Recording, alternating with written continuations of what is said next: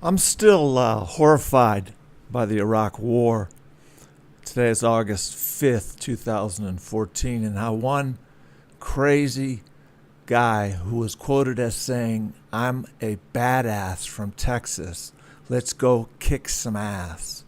I'm the war president." The man who said, "Bring it on" to terrorists. The worst president in the history of this country.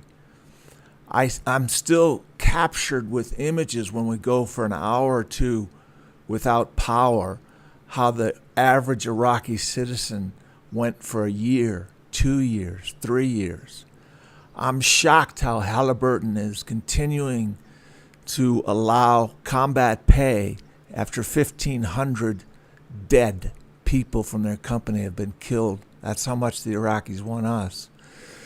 But one little known thing, or at least I haven't heard much about it, is little Ralph Nadar, who actually swung the election. Little Ralphie, where are you now? With your corporate-sized ego, somehow you seized the moment, but the moment of your glory told a horror story. Little Ralphie, 100,000 votes in the Sunshine State.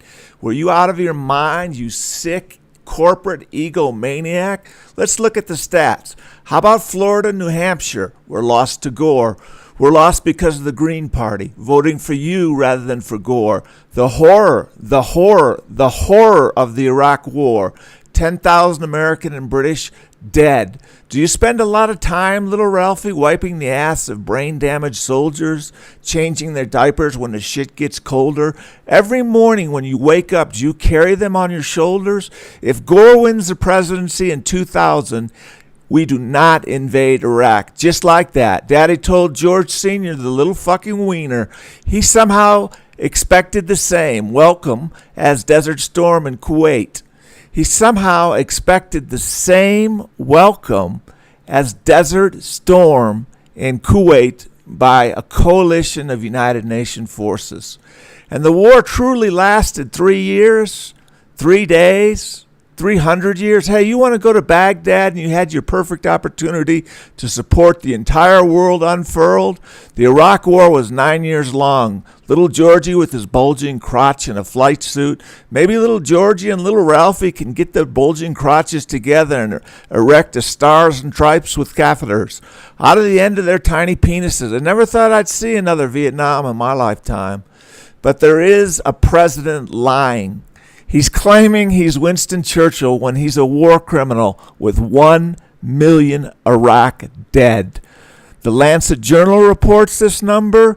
Little Ralph, with crazy hopes of getting 5% of the federal matching funds. Is he really so dumb that such a blunder to put the biggest pro-oil, the biggest pro-corporation, the biggest pro-war president in office? What kind of corporate-sized ego do you have, little Ralphie? To that very final hour in Florida, I would hurt every day for the widows. I would hurt every day for the orphans in Iraq.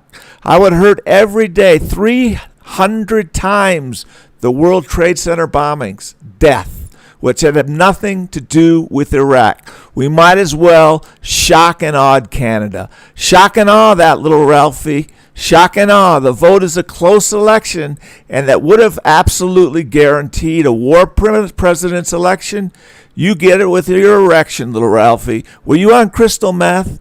500,000 deaths, counting 1 million deaths, counting 1.5 million dead Iraqis.